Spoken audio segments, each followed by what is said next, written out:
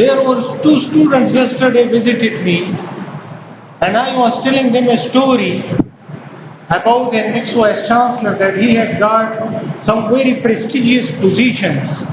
But when I asked him that, do you long for something today?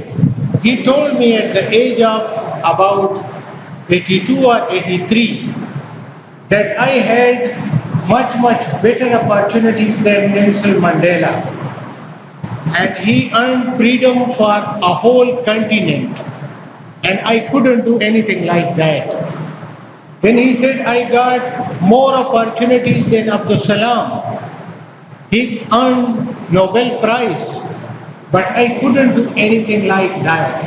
This means that everyone has a potential to do it. So when you are longing after 80 years or 70 years, then do it today. Today is your time.